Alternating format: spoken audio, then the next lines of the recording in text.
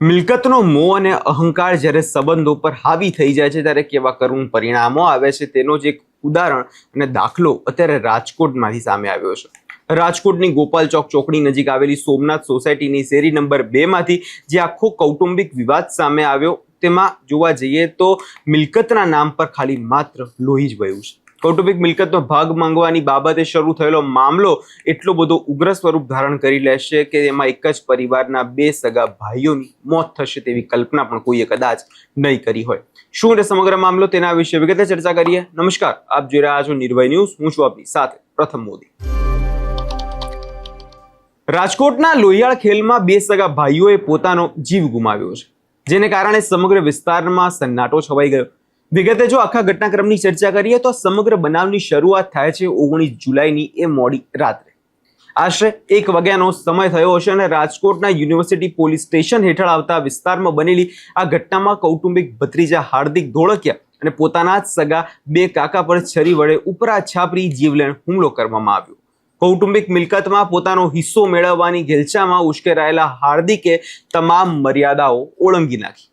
આ અંગે પોલીસે ચોપડે નોંધાયેલી જે પ્રથમ વાર વિગત હતી અને જે ફરિયાદ હતી એના અનુસાર મૃતક સુરેશભાઈ ધોળકિયાના પુત્ર લાખાભાઈ સુરેશભાઈ ધોળકિયાએ સમગ્ર ઘટનાક્રમ આખો વર્ણવ્યો, જેમાં રાત્રિના સમયે જ્યારે લાખાભાઈ અને તેમના પિતા સુરેશભાઈ ઘરે હતા ત્યારે તેમના કાકા રાજેશભાઈનો તેમને ફોન આવ્યો।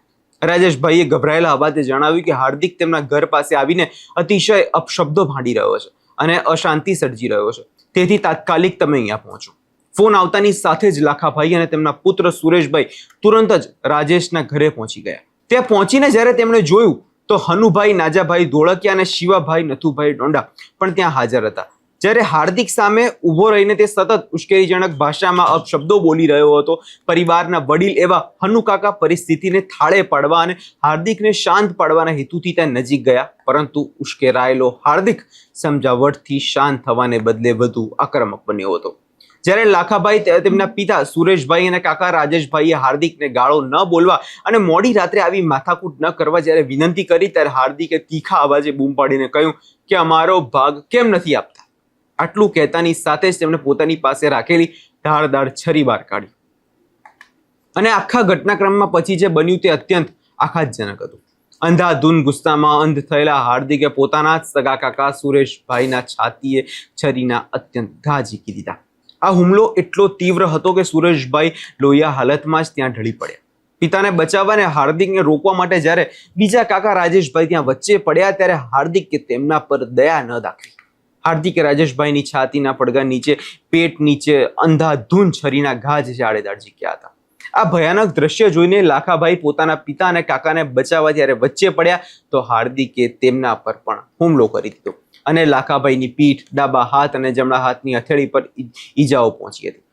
લોહીથી લુહાણ હાલતમાં બંને ભાઈઓને તાત્કાલિક હોસ્પિટલ ખસેડવામાં આવ્યા, પરંતુ દુઃખની વાત એ રહી કે સારવાર દરમિયાન બંને સગા ભાઈઓએ ત્યાં દમ તોડી દીધો હતો।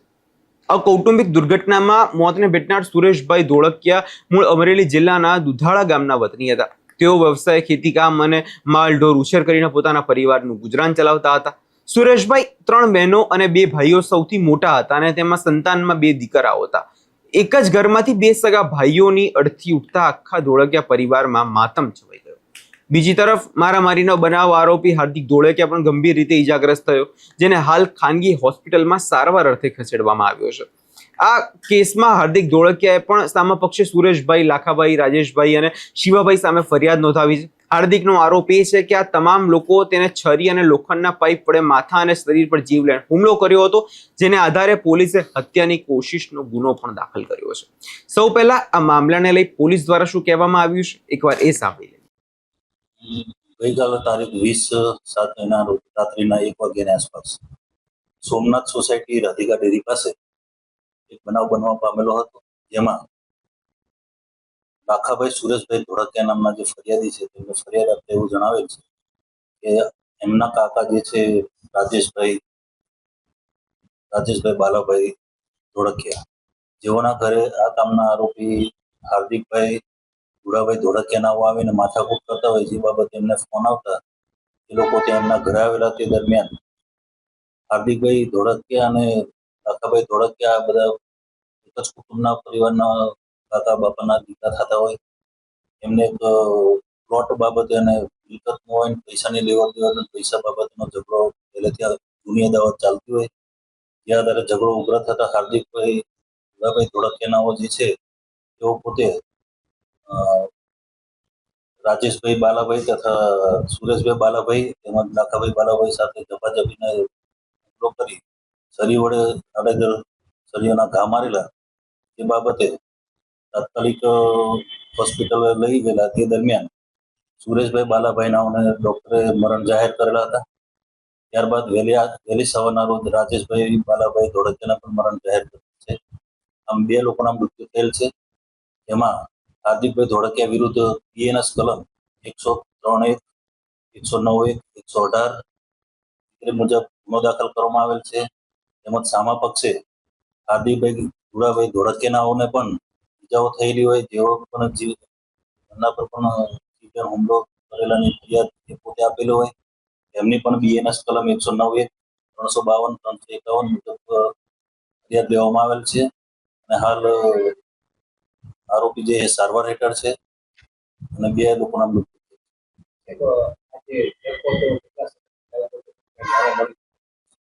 જૂની અદાવત છે, ઘણા સમયથી ચાલતો હતો કારણ કે એમને કૌટુંબિક મેટર છે. એમને કંઈક 3-4 હજાર વારનો જે પ્લોટ છે, પ્લોટ બાબતની જે માથાકૂટ લોકો વર્ષે ચાલતી હતી કૌટુંબિક અદાવતમાં એમાં આ બનાવ બનેલાનું જણાઈ આવે છે. હાર્દિકભાઈ સાથે અત્યારે હાલ 1 જ આરોપી તરીકે બતાવવામાં આવેલ છે અને હાર્દિકભાઈની ફરિયાદમાં સામે 4 આરોપી બતાવવામાં આવે છે જેમાં 2 મરણ ગયેલ છે અને હાલ ફરિયાદી સુરેશભાઈ લાખાભાઈ સુરેશભાઈ છે તેઓ વિરુદ્ધ તેમજ શિવાભાઈ નથુભાઈ ડોડા કરીને છે તેઓ 109(1) મુજબ ફરિયાદ કરેલ છે. હાલ સારવાર હેઠળ છે અને પોલીસ જપ્ત હેઠળ છે. હાલ યુનિવર્સિટી પોલીસ સ્ટેશનની ટીમે બંને મૃતદેહોને પોસ્ટમોર્ટમ અર્થે ખસેડી કાયદેસરની કાર્યવાહી હાથ ધરી છે. પોલીસે બંને પક્ષોની ફરિયાદના આધારે ગુના નોંધ્યા છે અને કેસમાં વપરાયેલા શસ્ત્રો તેમજ ઘટના સ્થળ પરથી જે મહત્વના પુરાવા એકત્રિત કરવાની કામગીરી હાથ ધરવામાં આવી છે. કાયદો ચોક્કસપણે પોતાનું કામ કરશે પરંતુ અનેક દોષીઓને સજા પણ મળશે, પરંતુ આ ઘટનાએ સમાજ સામે એક મોટો પ્રશ્ન ઊભો કર્યો છે. મિલકત અને જમીનનો એક ટુકડો શું લોહીના સંબંધથી પણ વધારે કિંમતી થઈ ગયો છે? જે આ ગુસ્સો છે અને જે મિલકતની લાલચા કેવા હસતા રમતા પરિવારને બરબાદ કરી નાખે છે તે રાજકોટની આ ઘટના સાબિત કરે છે. આ વિષયમાં તમારો શું અભિપ્રાય છે? કમેન્ટ બોક્સમાં ચોક્કસથી જણાવજો અને અમારી ચેનલ નિર્ભય ન્યૂઝ લાઇક, શેર અને સબસ્ક્રાઇબ કરવાનું ભૂલશો નહીં.